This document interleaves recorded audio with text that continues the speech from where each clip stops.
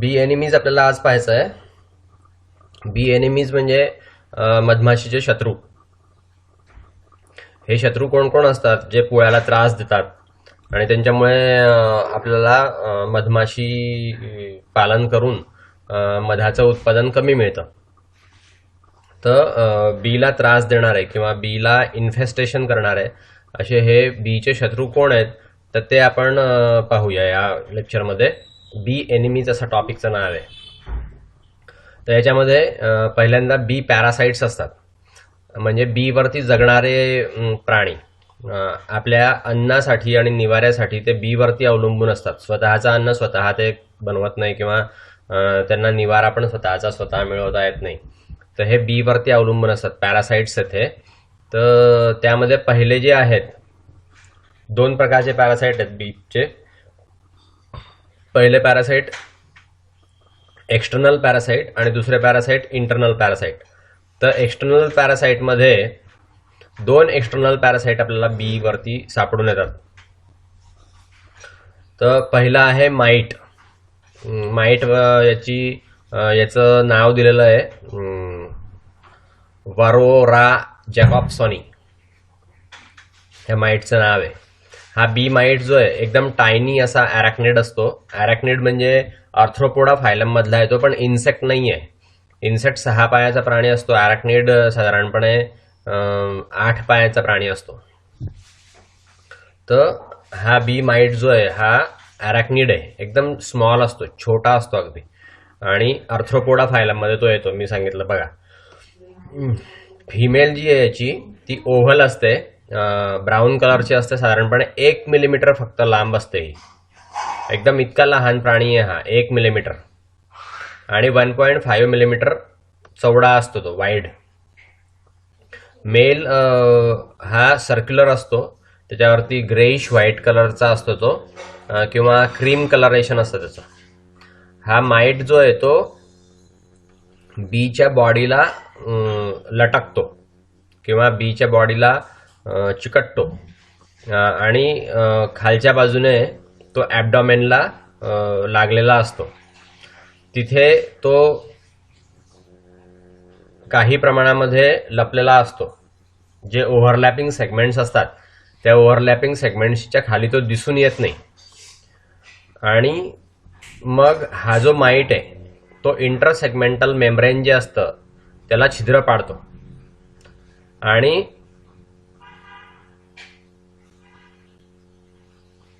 त्याच्यावरतीच तो जगतो.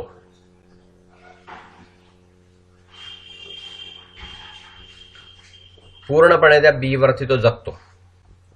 फिमेल जी आहे ती तिथेच अंडे घालते. बीच्या लार्व्हीवरती ही फिमेल अंडी घालते आणि त्यामुळे त्या सील्ड सेलमध्ये ती सील्ड होऊन जाते. जी डेव्हलपिंग बी असते त्याच्यामध्ये ती सेल होऊन जातात. बी ज्या आहे ह्या 2 किंवा जास्त माईटने इन्फेस्टेड असू शकतात.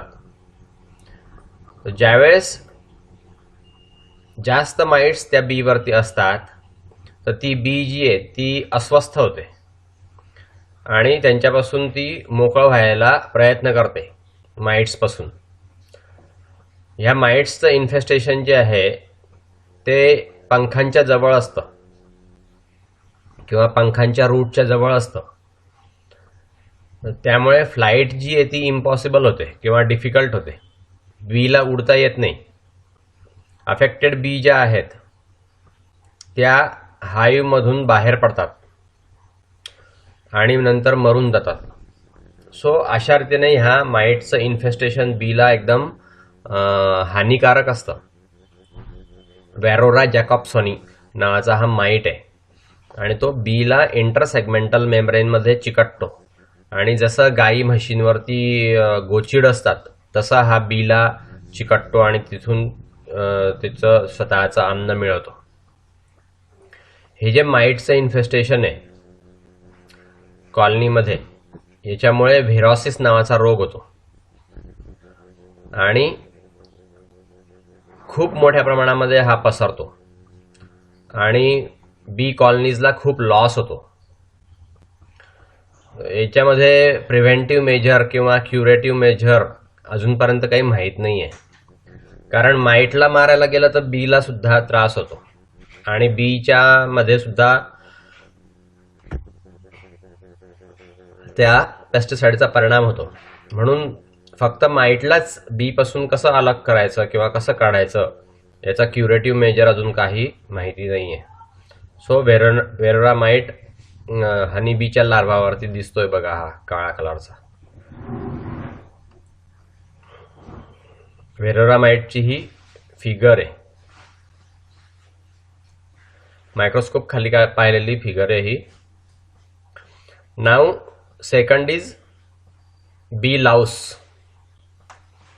म्हणजे बी वरती आढळणारी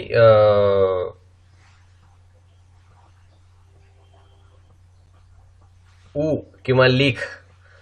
आपण लाऊसला काय म्हणतो, हेड लाऊसला ऊ म्हणतो, डोक्यातली ऊ. तशी ही बी वर आढळते, बी लाऊस. ओके, हिचं नाव आहे ब्राउला कोक्का. बी लाऊस जी आहे, ब्राउला कोका, फिगर 3.6 मध्ये ही इथे दाखवलेली आहे बघा ही. ओके, बी लाऊस. हिला पिन हेड असतं, पिन हेड साईजची आहे. हिला विंग नसतात, गोल आकाराचे असते साधारणपणे. ब्राऊन डिप्टेरन इन्सेक्ट आहे हा. डिप्टेरा हा क्लास आहे आणि इन्सेक्टामध्ये डिप्टेरा फॅमिली आहे. ओके, इन्सेक्टा क्लास आहे. साधारणपणे 1 mm असतो फक्त. डायमीटर यांची फक्त 1 mm आहे. जनरली वर्करच्या थोरॅक्समध्ये हे सापडतात. वर्कर, क्वीन किंवा ड्रोन यांच्या थोरॅक्समध्ये या बी लाऊस असतात. भरपूर आपण धूर दिला, बी कॉलनीला खूप जरी धूर दिला तरी सुद्धा ह्या बी लाऊसवरती काहीही परिणाम होऊ शकत नाही. ते व्हाईट एग्स जे आहेत ते दिसतील असे, म्हणजे नेकेड आईला दिसतात, आपल्याला दिसतात. कॅप्ड हनीकोम्बवरती पांढऱ्या रंगाचे अंडे देतात किंवा हनी स्टोरेज सेल ज्या असतात तिथे हे अंडे देतात. आणि लार्व्ही जी आहे त्याच्यातनं अळी बाहेर आल्यावरती, म्हणजे आळी बाहेर आल्यावरती त्या वॅक्स खातात, कॅपचं वॅक्स खातात आणि तिथून एक टनेल बनवतात. कॅपिंगमधून एक टनेल बनवतात, बोगदा, आणि व्हाईटिश रॅमिफाईड मार्क तिथे राहतात. याच्यामुळे कॅपिंग्स जे आहेत ते लूज होतात आणि हनी जे त्याच्यामध्ये साठवलेलं असतं ते बाहेर येतं. त्यामुळे लार्व्ही जी आहे ती स्टोरेज सेलच्या कॅपिंगला डॅमेज करत असते. ह्या लाऊसची, बी लाऊसची जी लार्व्ही आहे ती स्टोरेज सेलच्या कॅपिंगला डॅमेज करत असल्यामुळे त्यातनं मध बाहेर येतं. अशा रीतीने मधाचं नुकसान होतं या बी लाऊसमुळे. याचे कंट्रोल आणि प्रिव्हेंटिव्ह मेजर्स जे आहेत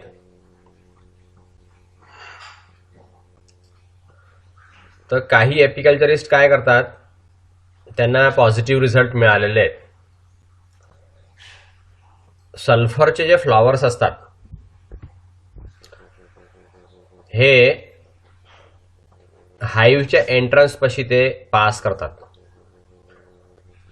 रशियामध्ये काही शोधकर्त्यांनी असा रिपोर्ट केलेला आहे की थायमॉल व्हेपर्स जे आहेत साधारणपणे 60 to 100 मिलीग्रॅम एका हाईव्हमध्ये, त्याचा एक्सपोजर टाइम जो आहे तो 2 ते 3 तास ठेवायचा. थायमॉल वेपर्स द्यायच्या. एका हाईव्हला 60 ते 100 मिलीग्रॅम थायमॉलची गोळी ठेवायची आणि 2 ते 3 तास त्या थायमॉलच्या फ्यूम्स त्याला द्यायच्या.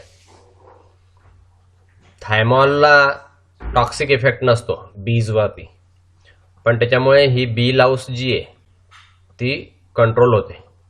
नाव हे आपण सगळे आत्तापर्यंत एक्सटर्नल पॅरासाइट पाहिले, जे बी हाईव्हवरती असता किंवा बी वरती असता, बाहेरच्या बाजूला असता, तर ते एक्सटर्नल पॅरासाइट. आता बीच्या आतमध्ये जे असता किंवा बीच्या पोळ्यामध्ये जे असता असे इंटरनल पॅरासाइट आपण पाहूया.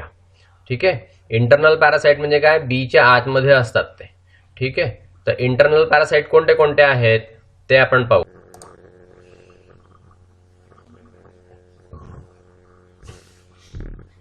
यातले पहिले पॅरासाइट आहे ॲकॅराइन डिसीज. याला पहिल्यांदा आईल ऑफ व्हाईट डिसीज असं म्हणायचे. ॲकॅराइन डिसीजला पहिल्यांदा म्हणजे जुन्या काळामध्ये आईल ऑफ व्हाईट असं म्हणायचे. हे एका बारीकशा माईटने व्हायचे. याला म्हणायचं ॲकॅरॅपिस वुडी रेनी. ओके, या माईटचं नाव होतं ॲकॅरॅपिस वुडी रेनी. हे रेनीने डिस्कवर केलेलं आहे आणि हे ग्रेट ब्रिटनमध्ये पहिल्यांदा सापडलं आहे. ओके, इंटरनल पॅरासाइट म्हणून हा माईट राहतो. मेन थोरॅसिक ट्रकिया ज्या आहेत बीच्या, ट्रकिया म्हणजे रेस्पिरेटरी सिस्टीमचा पार्ट आहे, तर थोरॅसिक ट्रकिया ज्या आहे बीच्या त्याच्यामध्ये हा माईट राहतो. हा माईट बॉडी फ्लुइडवरती म्हणजे बीच्या आतमध्ये जे बॉडी फ्लुइड्स असतात त्याच्यावरती जगतो. फिमेल माईट जे आहेत ते तिथे अंडे देतात आणि ट्रकियामध्ये त्यांची फर्दर डेव्हलपमेंट होते. ट्रकिया याच्यामुळे क्लॉगड होतात, म्हणजे बंद होऊन जातात ट्रकिया. माईटमुळे ट्रकिया बंद होतात आणि बी जी आहे ती मग शेवटी मरते, कारण श्वासोच्छ्वास घेता येत नाही. याचं इन्फेक्शन जे माईट जे क्रॉलिंग करत बाहेर येतात ट्रकियाच्या आणि यंग वर्कर बीजवरती जे मूव्ह करतात, दुसऱ्या कॉलनीजवरती जे जातात, तर सिक बी ज्या असतात, आजारी बी ज्या असतात, त्या रॉबर बीज ज्यावेळेस त्याच्यावरती हल्ला करतात, त्यामुळे हे इन्फेक्शन जे ते एका बी पासून दुसऱ्या बी मध्ये पसरतं. ह्या डिसीजमुळे म्हणजे ॲकॅराइन डिसीजमुळे कॉलनीला खूप जास्त नुकसान होतं. बी कॉलनीला खूप जास्त नुकसान होतं. इन्फेक्टेड बीज ह्या नेहमी बाहेर येतात हाईव्हच्या ग्रास स्टेमवरती क्रॉलिंग करून त्या बाहेर येतात आणि त्या उडू शकत नाहीत. आता ह्या ॲकॅराइन डिसीजचा कंट्रोल कसा करायचा किंवा याला थांबवता कसा येईल, अफेक्टेड कॉलनी जी आहे त्याला सॅफ्रॉल ऑइलचं मिक्सचर जे आहे 20% सॅफ्रॉल ऑइल, नंतर नायट्रोबेन्झीन 40% आणि पेट्रोल 40% यांचं त्याच्यावरती फवारा द्यायचा किंवा मिथिल सॅलिसायलेट याची पण ट्रीटमेंट द्यायची. काही दिवसापर्यंत याची ट्रीटमेंट त्या कॉलनीजना द्यायची.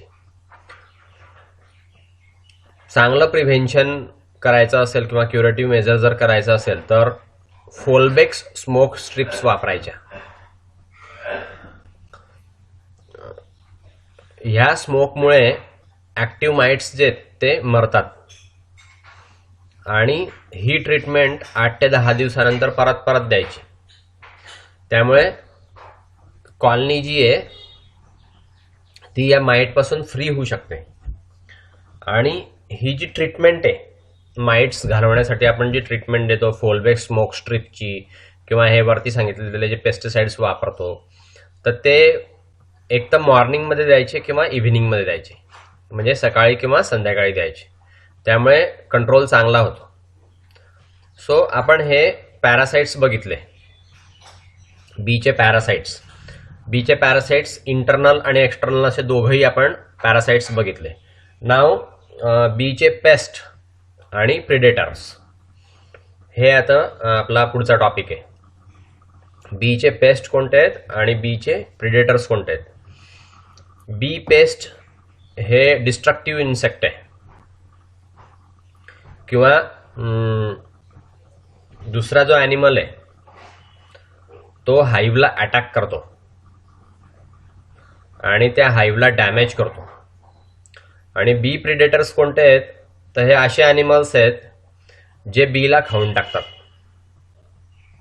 ओके, आलं का लक्षात. बी पेस्ट याचा अर्थ काय, हा डिस्ट्रक्टिव्ह इन्सेक्ट आहे. बी पेस्ट तो असा ॲनिमल आहे जो पोळ्यावरती हल्ला करतो आणि पोळ्याला डॅमेज करतो. आणि बी प्रिडेटर हा असा ॲनिमल आहे जो त्याचं भक्ष्यच बी आहे, तो बीला खातो.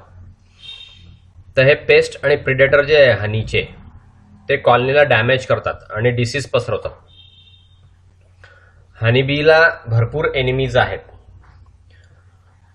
मोठ्या प्रमाणामध्ये ज्यावेळेस बी कॉलनीज असतात त्या ह्या बी एनिमीजने डिस्ट्रॉय केल्या जातात. गुड बी कीपर जो असतो तो नेहमी ह्या बी एनिमीज पासून सावधान असतो. ह्या सगळ्या गोष्टी त्याला माहीत असतात. बी कॉलनीज ज्या आहेत ह्या पेस्ट आणि प्रिडेटर पासून आपल्याला संरक्षण द्यावं लागतं त्यांना, बी कॉलनीजला. आणि हनीबीजला कुठलाही परिणाम होऊ नये बी एनिमीजचा हे आपल्याला पाहावं लागतं. पेस्ट आणि डिसीजचा कुठलंही इन्फेक्शन हनीबीजला होऊ नये हे आपल्याला पाहावं लागतं. तर बी एनिमीजचं ब्रीफ अकाउंट आपण आता पुढे बघूया. ओके, पहिल्यांदा बी पेस्ट. आपल्या देशामध्ये नॅचरल एनिमी जे हनीबीचे ते खूप ॲक्टिव्ह आहे आणि बी लाईफचा खूप मोठ्या प्रमाणावरती ते नाश करतात. बरेचसे हाईव्ह जे आहेत, पोळे जे आहेत त्या पेस्टमुळे नाश झालेले आहेत. मॉथ्स, वॅक्स मॉथ्स याच्यामुळे ते पोळे नष्ट होतात. तर मॉथ किंवा वॅक्स मॉथ जो आहे हा एक बी एनिमी आहे. हे मॉथ्स म्हणजे इन्सेक्ट आहे.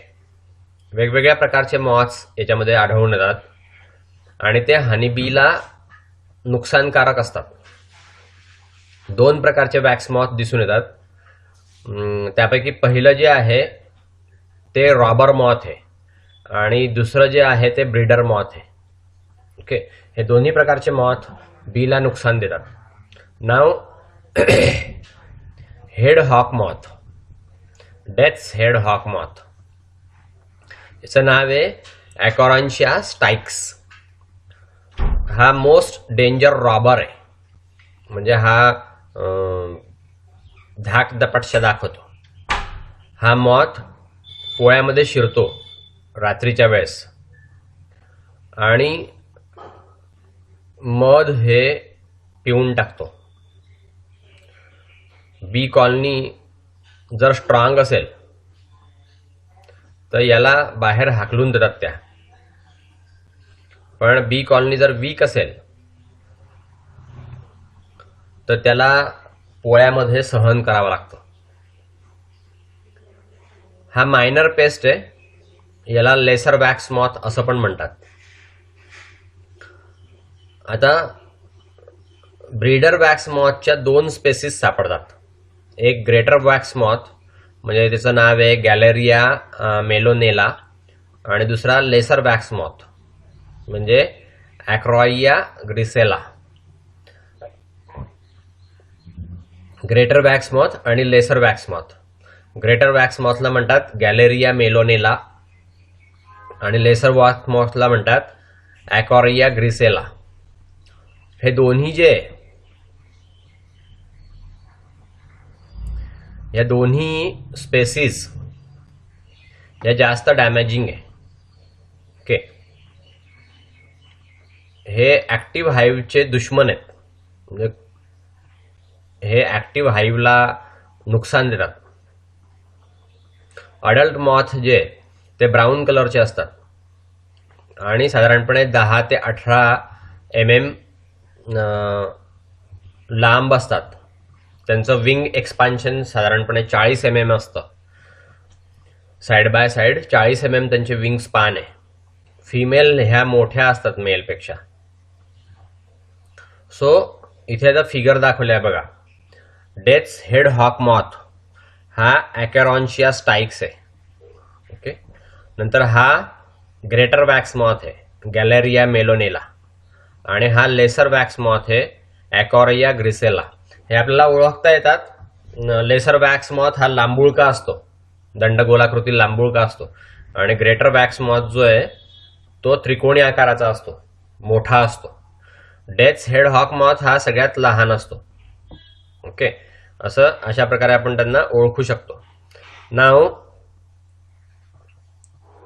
लाईफ सायकल जे दोन्ही स्पेसिसचं, याच्यामध्ये 4 स्टेजेस असतात. एग, लार्व्हा, प्युपा आणि अडल्ट असे मॉथ असतात. ते मॉथमध्ये हे लाईफ सायकलच्या स्टेजेस आहेत.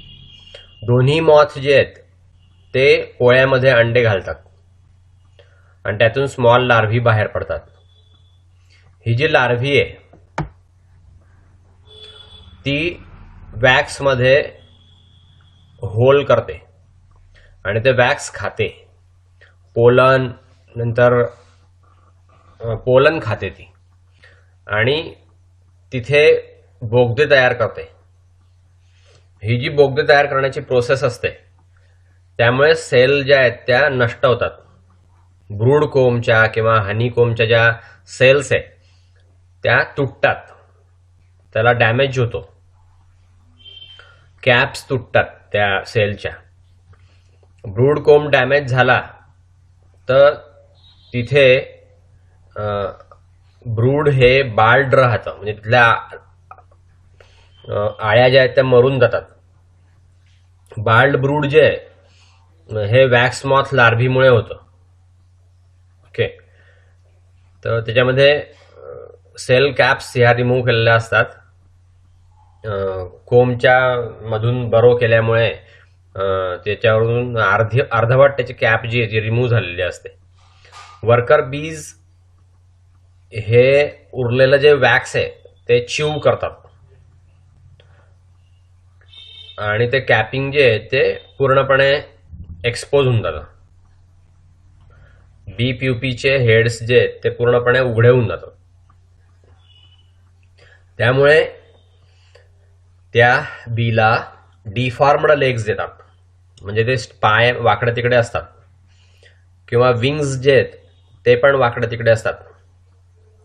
न्यूली फॉर्मड अडल्टमध्ये विंग्स वाकडे तिकडे असतात. अशा रीतीने बीजला नुकसान होतं. सिव्हिअर इन्फेस्टेशन जर समजा याचं झालं तर ब्रूड रेअरिंग हे स्टॉप होऊन जातं आणि कॉलनी जी आहे ती विराण होऊन जाते, उजाड होऊन जाते. कारण पूर्णपणे ब्रूड स्टॉप झाल्यामुळे तिथे नवीन हनीबीज येऊ शकत नाही आणि जुन्या हनीबीज ज्या मरत जातात त्यामुळे ते पोळं मग नंतर विराण होऊन जातं, उजाड होऊन जातं. तर मग अशा रीतीने त्या बाकीच्या उरलेल्या ज्या ब्रूड ज्यावेळेस विराण होऊन जातं त्यावेळेस मग त्या उरलेल्या मधमाशा ज्या आहेत त्या नवीन हाईव्ह तयार करतात. मोस्ट इफेक्टिव्ह मेथड जी आहे या मॉथला कंट्रोल करण्याची, तर वॅक्स मॉथ पासून आपण फ्युमिगेशन देऊन त्याला हाकलू शकतो. पॅराडायक्लोरोबेन्झिनचं फ्युमिगेशन दिलं कोंबमध्ये तर वॅक्स मॉथ हा राहत नाही. डेब्रिस क्लीन केल्या पाहिजे, त्यामुळे तो वॅक्स मॉथ जो आहे तो निघून जातो. सो अशा रीतीने वॅक्स मॉथ पासून आपण पॅराडायक्लोरोबेन्झिनच्या फ्युम्स देऊन त्याला हाकलू शकतो. प्रिव्हेंटिव्ह मेजर्स असे आहेत. स्ट्रॉंग कॉलनीज ज्या आहेत ह्या हाईव्ह टाईट फिटिंग जर असेल तर चांगल्या राहू शकतात. क्रॅक ज्या आहेत त्या सील करून टाकायच्या, क्रिव्हायसेस सील करून टाकायच्या. रेझिन आणि पुट्टी वापरून सगळे क्रॅक्स आणि क्रिव्हायसेस सील करून टाकायचे आणि कॉलनी पॅक ठेवायची कायम. हाईव्हचं एंट्रन्स जे त्याचे रुंदी कमी ठेवायची आणि त्याच्यावरती बी गार्डिंग मग चांगल्या पद्धतीने होऊ शकतं. कॉलनी ज्यावेळेस आपण एक्झामिन करतो तर पीस ऑफ कोंब वापरायचा. फॉलन वॅक्स स्केल्स जे आहेत ते रिमूव्ह करून टाकायचे, पडलेले वॅक्स स्केल्स किंवा लूज पोलन पॅलेट्स असतील किंवा मेलेल्या माशा असतील यांना स्क्रॅप आउट करून टाकायचं, बाहेर फेकून द्यायचं आणि ते पोळं स्वच्छ करायचं. इन्फेक्टेड कोंब जर असेल तर ते रिमूव्ह करून टाकायचं. ज्या पोळ्याला इन्फेक्शन झालं असेल तर असं पोळं बाहेर काढून दुसरीकडे वेगळं ठेवायचं. फ्युमिगेशन ही कंट्रोलसाठी बेस्ट मेथड आहे. वेगवेगळ्या केमिकल्सच्या फ्युम्स आपण पोळ्याला जर दिल्या तर त्याच्यावरती इन्फेक्शन कमी होऊ शकतं. मिक्सचर ऑफ कॅल्शियम सायनाइड, नंतर कार्बन डायसल्फाइड, इथालाइन डायक्लोराइड, कार्बन टेट्राक्लोराइड, त्याच्याबरोबर मिथिल ब्रोमाइड यांच्या फ्युम्स द्यायच्या. मिथिल ब्रोमाइडच्या फ्युम्स ज्या आहेत या खूप युजफुल आहे. पेस्टच्या सगळ्या स्टेजेस मारण्याची त्याच्यामध्ये क्षमता आहे. म्हणजे लार्व्ही असेल तर लार्व्ही, एग्ज असेल तर एग्ज, किंवा प्युपा असेल तर प्युपा, किंवा अडल्ट असेल तर अडल्ट, कोणत्याही स्टेजेस असू द्या त्या स्टेजेस मिथिल ब्रोमाइडच्या फ्युम्सने मरतात.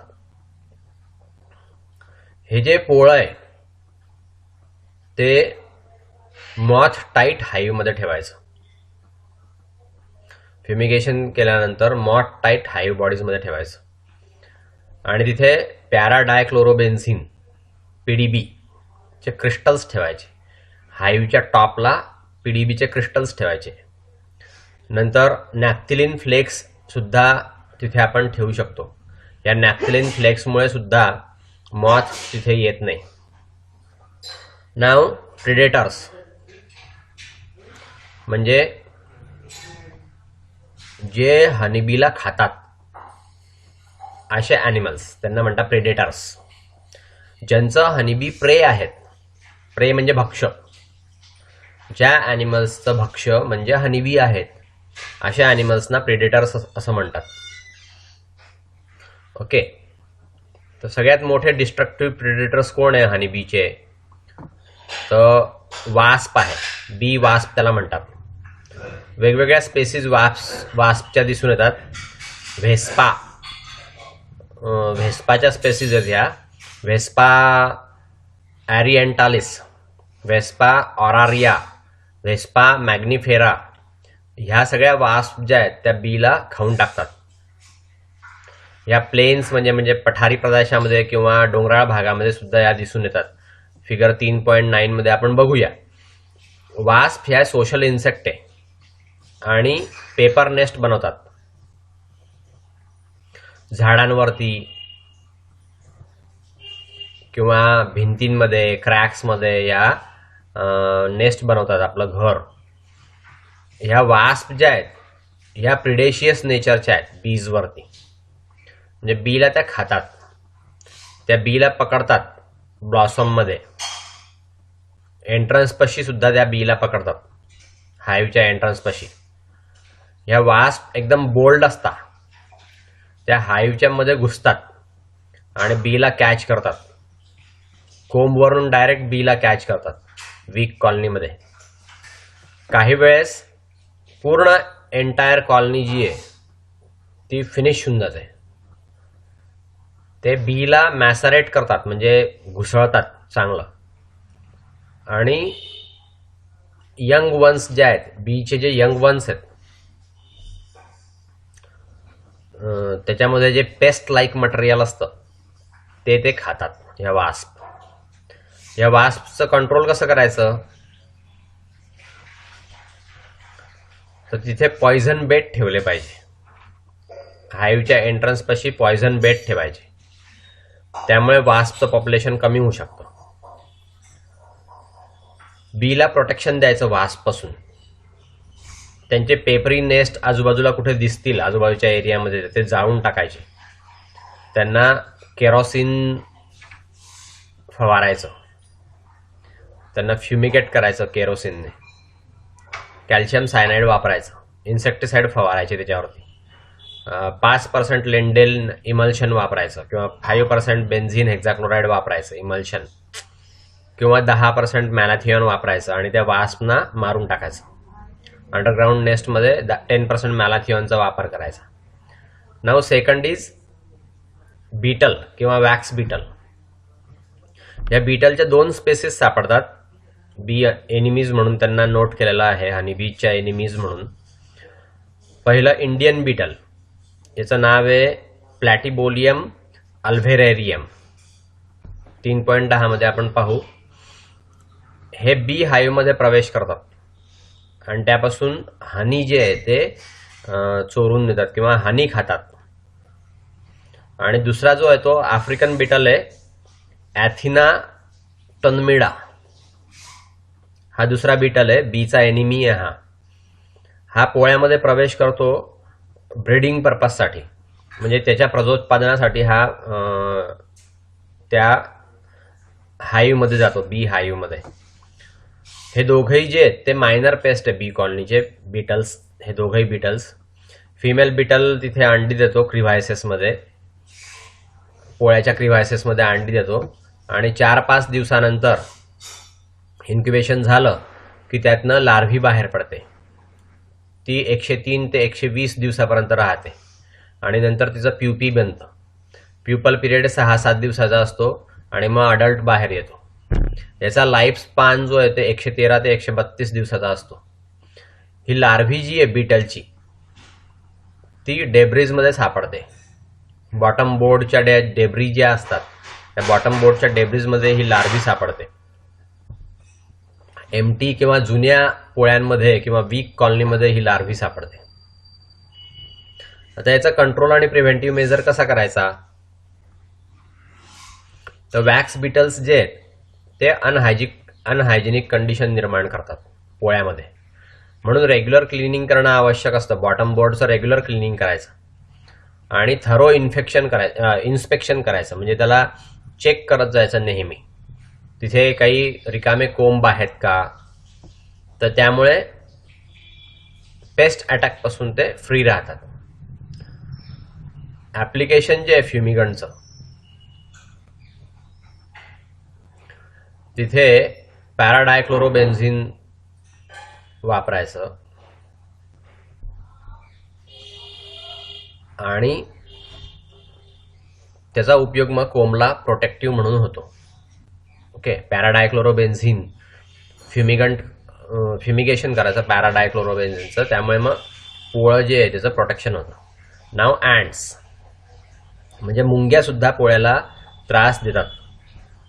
वेगवेगळ्या स्पेसीज आहे मुंग्यांच्या. Carpenter ant, Camponotus compressus, small red household ant, नंतर डॉरिलस लॅबिटस आणि वेगवेगळ्या. मोनोरिडियम इंडिकम, मोनोरियम डिस्ट्रक्टर, ह्या सगळ्या ज्या अँट्स आहेत या बी कॉलनी व्हिजिट करत असतात आणि त्या हनी खाऊन टाकतात, ब्रूड खातात. काही मुंग्या ज्या आहेत त्या पोलन खातात, काही मुंग्या ज्या आहेत त्या डेड बॉडीज खातात, काही ज्या आहेत त्या डेब्रीज खातात आणि त्या वीक कॉलनीला जास्त त्रास देतात. त्यामुळे ह्या मुंग्यांचा पण आपण प्रिव्हेन्शन केलं पाहिजे. अँट्स ज्या आहेत तर पोळ्यांच्या आजूबाजूला मुंग्यांचे घरं असतील तर ते घरं नष्ट करायचे. ओके, त्याच्यामध्ये फ्युमिगेशन करायचं कार्बन डायसल्फाईडने किंवा इन्सेक्टिसाइड वापरायचे. 0.2% लिंडेन सस्पेन्शन किंवा 0.1% कॅल्शियम इमल्शन. यामुळे ते घर जे त्यांचं सील करून टाकायचं. अंडरग्राउंड नेस्ट जर असतील तर सील करून टाकायचे अँटचे. त्याच्यावरती चिखल गारा लावून द्यायचा. एपियरीजमध्ये हे पोळे जे ते स्टँडवर ठेवायचे. त्यांचे जे पाय आहेत ते टेप्स टेप वापरून रॅपिंग करायचं. त्या टेपवरती करोसिव्ह सब्लिमेट वापरलं पाहिजे. त्याच्यावरती गुड अँड रिपेलंट वापरायचं. किंवा लेग्स जे आहेत त्या स्टँडचे ते अर्धन पॉटवरती ठेवायचे आणि त्याच्यामध्ये वॉटर किंवा इंजिन ऑइल टाकायचं किंवा टार टाकायचं.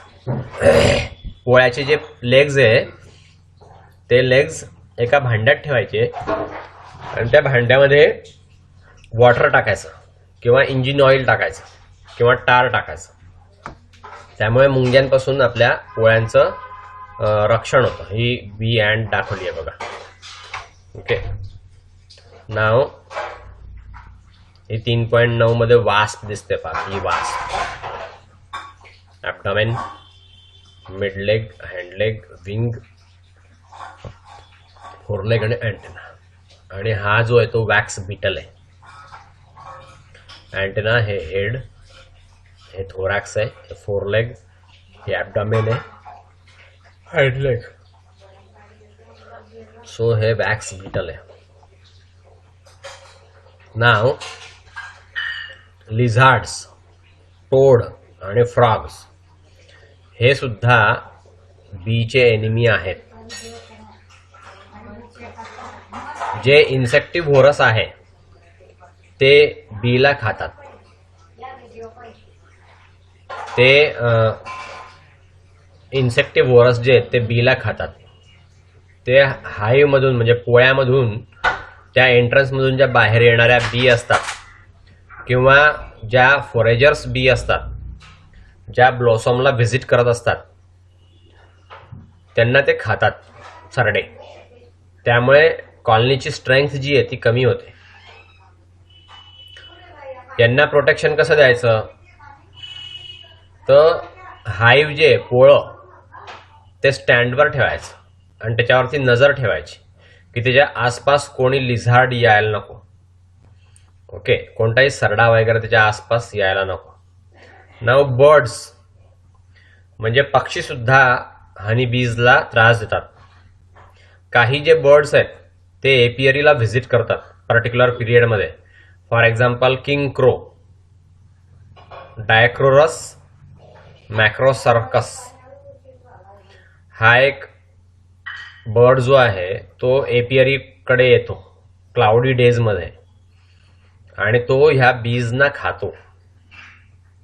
नंतर दुसरा जो बर्ड आहे तो बी इटर आहे, मॅरॉप्स ओरिएंटालिस. हा झाडांवरती बसतो किंवा टेलिग्राफ वायरवरती बसतो एपियरीच्या जवळ आणि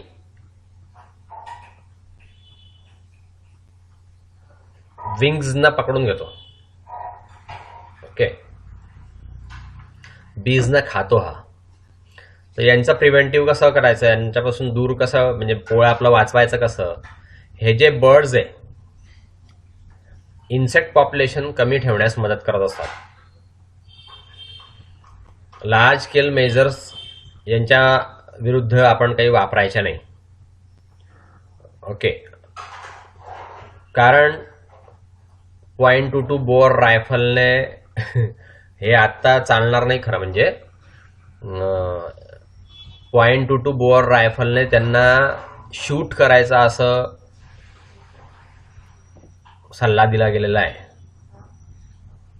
.22 रायफलने. पण हल्ली पक्ष्यांना मारणं जे आहे ते चालत नाही.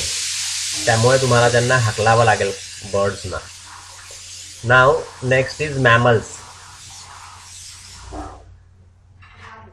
बियर्स, नंतर बॅजर्स, हे नंतर माणूस हे बीचे शत्रू आहे, बीचे प्रिडेटर आहे.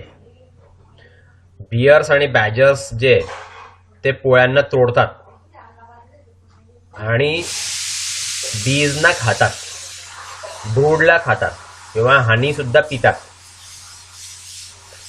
पोलनला खातात आणि पूर्ण कॉलनी डिस्ट्रॉय करतात. माणसं जे आहे ते हनी स्टील करतात.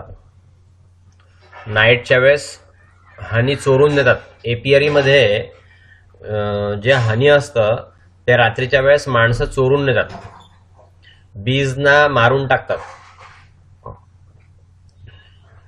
पूर्ण पोळं जे आहे ते बऱ्याच वेळेस जाळून टाकतात.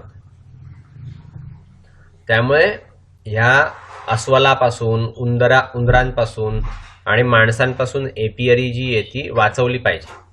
एपियरी अशी ठेवायची की जिथे उंदीर येऊ नाही शकणार किंवा जंगलामध्ये अस्वल यायला नको किंवा आतमध्ये कोणी माणूस शिरायला नको आणि पोळं चोरायला नको. अशा पद्धतीने कंपाऊंड करणं एपियरीला आवश्यक असतं. त्याच्यामुळे मग आपलं एपियरी जी तिचं प्रोटेक्शन होतं. तर रॅट आणि बियर आणि ह्युमन बिईंग हे सुद्धा बीचे एनिमी आहेत. ठीक आहे. सो अशा रीतीने आपण हे डिसीज आणि एनिमीज म्हणून युनिट तिसरं जे आहे ते तिसरं युनिट आपण संपवलं. ठीक आहे. आता चौथं युनिट हे नेक्स्ट लेक्चरला पाहूया.